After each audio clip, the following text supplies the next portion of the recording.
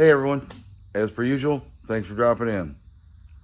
Today's topic, chain jamming up behind your actuator door in your drive gear of your engine. We're going to try and figure out why it keeps doing that.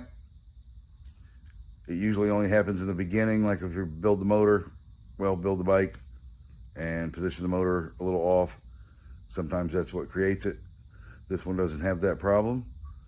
It's been ridden for many, many miles, and then all of a sudden it did it. So we're going to try and find out why.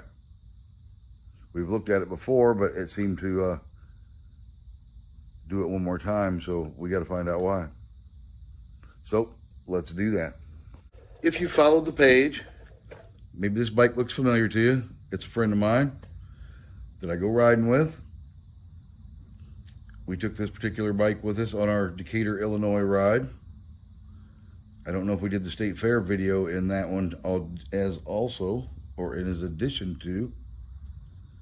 And it's been all over the place. And then all of a sudden it started doing that chain jamming up in the engine thing. If you've never had that happen, I'm glad. If you have had that happen, hopefully this video might help you cure your little problem. Now, a few weeks ago, when it first did it, a company sent me a product that you're supposed to put in there to help keep the chain from doing that. So let me grab that product and I will share that. The product's even named after the problem. I marked out the company name because I don't want to downgrade anyone. Maybe the piece does work for some people or certain bikes, but it did not help on this one. But as you can see, it is a curved piece, almost wedge-like, that you place in that compartment, which shrinks the area of the top, and is supposed to, for my best mechanical guess, keep the chain from being able to jump on top of the teeth of the sprocket and get itself bound up in there.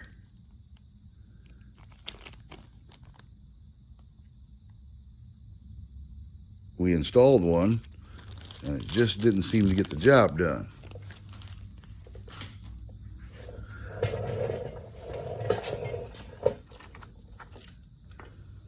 Okay, this is how it is installed, which is supposed to close up the area up here, which makes complete mechanical sense in an aspect, because if the chain can't jump up, then it can't bunch up and get jammed in there.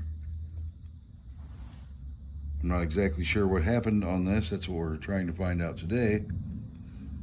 But that is how that works, and it did not work real well on this bike, so we're going to remove that and see what happened.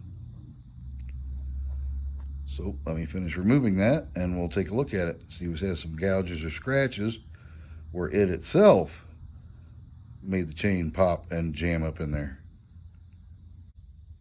Now you can see where it was, what it's supposed to do, what it normally looks like in there. Okay, have that little dude removed. That's what it looks like out of the bag. You drill your couple holes and you place that in there and tighten it down. And like I said, mechanically, it sounds like it should work really well by taking up the space in here and not allowing the chain to jump up and get jammed in there. But for some reason it just didn't seem to work, or actually caused another problem, or became the problem. So I've taken it out and I've cleaned it up, and for it to do the chain, see if it'll focus in on that, it doesn't really have any big wear marks that look like a chain might have at a high speed, or well, not really high speed, but high speed for it, got stuck up in there, and that's what did it. So we haven't inspected the chain yet, but we're getting that far. But anyway, in the past, when I used to work on the public's bicycles, if you'd gotten your motor, or the person building their bike got their motor too far back this way, or below the sprocket, say an old school bike and the motor was mounted way down here for whatever reason, and made the chain, instead of going straight across with this engine turned down, your chain could hit that by some freak of nature, and that could make the chain bunch up and jam in there.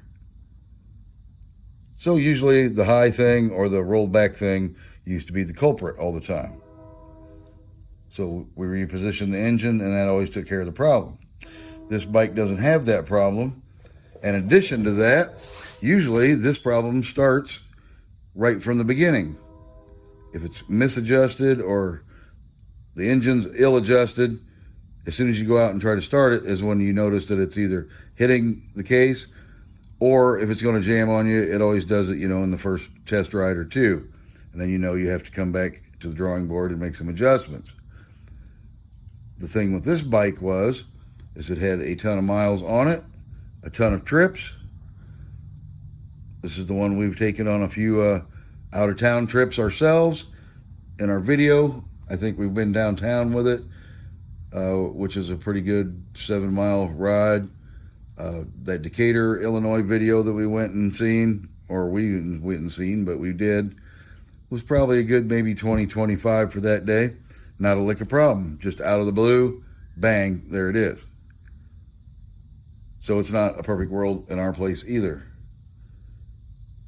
But nonetheless, this hasn't reared its ugly head for many, many miles, even after the thing's broke in. So we need to find out why this did this, so it quits doing it, doesn't strand anybody, and gets its reliability back. Because in general, if they're assembled correctly, they're pretty high on the reliability, as long as you don't abuse the bike by beating it up. All right, I'm gonna get the chain out and take a look at that and see if I see anything there. Now, as you can see, what I have done, I got rid of the chain stop little factory piece because it just doesn't fit up in there correctly. Didn't like that anyway. If they work for somebody, I'm glad they do. If you're gonna try one out, I'm not a fan of it. But I did take the Dremel tool, as you can see. I didn't get into the threads, pretty close. Didn't take any of the structure away from it, but I got rid of the half moon that used to be there. And that opened up a lot of clearance, as you can see, between the chain and the top of the engine case there. So now I'll get the actuator door for the clutch mounted back on. We'll spin it, look down in there, and see what we got to see. But everything else looks fine. So it may have just been a 1 in a million shot, like winning the lottery or what have you. But just to err on the caution side, like I said, I took a Dremel tool and a 4-inch disc and more of just polished it up. Didn't do a lot of cutting, but I polished it up and tapered the end up a little bit, just in case that should ever try to do that again. And this should cure the problem. So we'll take it out for a test ride, in the future here. But let's get it back together and see what we got. Now that I got our actuator door reinstalled, adjusted our tensioner pulley. She seems to be flowing quite nicely. Let me try to get a little light in here. Hopefully you can see inside of here. And notice that it has about an extra 1/8 inch of clearance. So now, our chain should have plenty of clearance, so it doesn't jump up anymore for whatever reason. And catch that, if that is what it was doing all entirely by itself. And bunch up there and create problems.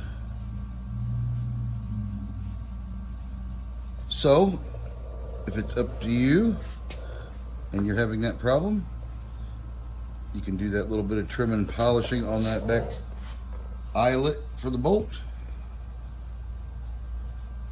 If you're having the chain lockup problem, or you can try out one of those little chain anti-lockup stop things that I showed you. Where'd that little dude go? There you go. Or you could try one of these.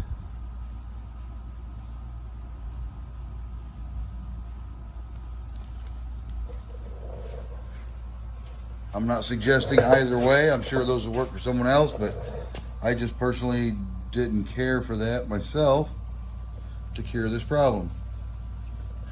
So other than that, out for a test ride, and that should handle that issue.